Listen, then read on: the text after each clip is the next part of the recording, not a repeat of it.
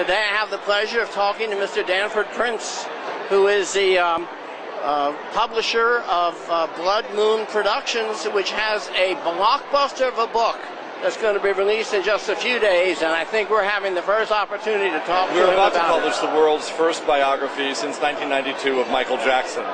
The cover of the book looks like this. We'll be releasing it on the 1st of April. And why we are proud of this book is because we as a small press have seen the historical importance of the Michael Jackson phenomenon. We believe that his fame and his importance as a sociological icon goes way, way, way beyond his music. What we have tried to do is compile into one book the arguments for and against Michael, for the rise from obscurity and his fall from grace.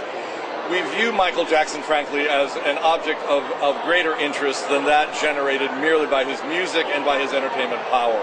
We view his saga as illuminatory of the American experience in general, in a way that was configured at the end of the 1990s in a way that never happened before and will never happen again. Well, to arrive at this book, we had to distill through as many written sources about Michael Jackson as we could. There are 425,000 websites associated with Michael Jackson. and so... And you're telling me you went to each one? No. We tried to skim the ones that had to do with points of view about Michael's life and his image, rather than that to do specifically with his music. What does it illuminate about America? How quickly one can rise, how desperately one can fall. But it's much more than that. I mean, you have here a lot of, you say, the sequin covered gloves come off, and so does the mask. And you talk about various incidences in his life that Liberace's former boyfriend, who describes a dinner in which the pianist gave for young Michael, and his special guest, Mae West. And then you go on talking about Michael's, was it true, Michael's attempt to purchase the bones of Marilyn Monroe for display within a museum? The incident you just mentioned was Michael's attempt to purchase the bones of Marilyn Monroe. And to build a museum around those bones for paid admission for tourists to Hollywood. A macabre, ghoulish idea where the bones would be displayed in a case. Was it really? He really tried that? He very, very much did. The idea fell through when, I don't quite remember, the deal fell through as did his attempt to buy I think the body of the Elephant Man from a hospital in London. Talk about the stormy relationship between Jacko and his dream girl, Diana Ross. Oh, that's right. And then Miss Ross caught the very talented young Michael in her dress, imitating her voice and movements in front of a full-length dress mirror at her home in Los Angeles. It is indeed true, yes. That is what we were told. That is what was published in previous sources about Michael trying on the dress of Miss Ross in her home in Los Angeles. And what age was that? Do you have any idea? I think he was 11 or 12, I believe. I don't quite recall. The value of this book lies not in any one anecdote being unique and told for the first time. Every anecdote in this book has indeed been published in some source before and commented on by people more skilled than us. But we have compiled it into a logical, coherent train of events which come to a 542-page book, which is the first chronological layout of all the episodes that we have ever seen published about Michael Jackson.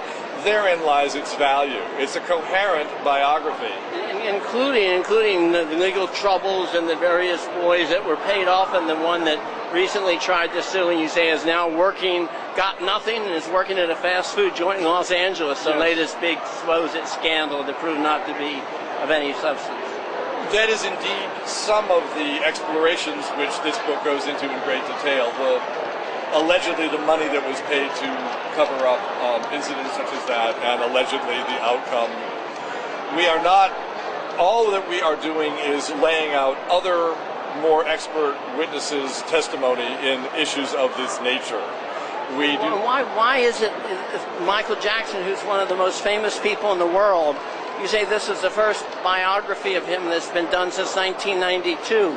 I mean, is it the thing that everyone's scared to death that any wrong word may end up in a legal suit? Because previously we were talking about how your company is reinventing the biography of famous people, but in most cases they're deceased when you do so, so it minimizes the chances of lawsuits. A very, very good question. This is Blood Moon's first attempt to write a biography of a living star. This is Blood Moon's first attempt to write a biography of a pop star. We've published 4 biographies, all by noted writer Darwin Porter, of Golden Age movie stars. Marlon Brando was the most recent and the most widely critiqued. Weren't they serialized in the London Times? Or? 3 were serialized in the Mail on Sunday, and 1 was serialized in London in the London Sunday Times. Those raunchier stories, those more sexual stories, those sometimes gay and lesbian stories, which previously weren't published for liability reasons or for reasons of accepted good publishing tastes. We believe that Blood Moon, through the good reception these biographies have gotten in the press, has set new ground in determining what's acceptable or even what's desirable within a celebrity biography. And we're very grateful for the press and how good it's been to us on that. Be put out in just 7 days? It will be available for purchase on April 1st. And through Amazon.com has it, and www.bloodmoonproductions will sell it. And I believe that there'll be some orders in some of the big chains as well, and in any liberal bookstore that believes that this is an important historical tract. There's always the danger when one publishes something as edgy as what Blood Moon is becoming known for doing. I am a mere instrument for transmitting this information onto the public. I don't mean to be disingenuous, but there's always a danger. And we believe, what we hope, is that the attempts we made to present a fair and unbiased overview of the Michael Jackson experience will weigh in our favor for any attempt to suppress it on the part of any allegedly injured parties. We really have tried to approach the Michael Jackson phenomenon with a sense of certainly good taste and charity. I notice that you say that there's a rumor that he wants "Don't judge me" on his tombstone, but the way you phrase it, it sounds like it's sort of gossip rather than a real statement of fact. I believe that what do I believe about Michael Jackson? He has been more maligned, in a more widespread and in a more devastating way than any entertainment in the history of media.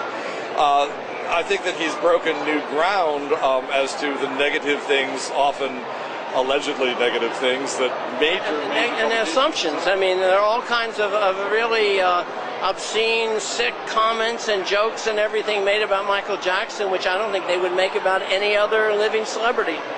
Even we at Blood Moon have watched the trail of the tone of negativity about Michael Jackson, and we believe that he has set entirely a new ground in terms of negativity, which can henceforth be used as the benchmark of equivalently negative things about future stars in a period of disgrace, if you like. For the purposes of ending the book in a coherent way, and we really did want an April 1st release of this book, it ends shortly after his having attended the funeral of James Brown in Augusta, Georgia. The book is to be viewed as an overview of the issues swirling around Michael Jackson, the stratospheric levels of importance of the politicians, the artists, and the media contacts who were involved with indulging Michael or reacting to Michael. It's a book about American media as much as it is about Michael Jackson. Jane Fonda is sort of an example of someone who was just fascinated by Michael. Elizabeth Taylor was fascinated by. I think. Was it that he really wanted to marry Elizabeth Taylor? Was that something I read? That is for the reader of the book to decide whether that was done for publicity purposes, mutual benefit of Elizabeth Taylor and Michael Jackson by thereby keeping their respective names in the press more. There are, despite Miss Taylor's many admirable work, there is some gray shadows in her continued nurturing of Michael. So essentially, your book raises the questions, gives the evidence, gives the arguments on both sides, and leaves it for the reader to come to their own conclusions on various matters. And I look forward to seeing what kind of reviews you get on this book. I would hope that the reviews are kind, that we are indeed recording an aspect of American history, and that we indeed have Michael Jackson and his talent.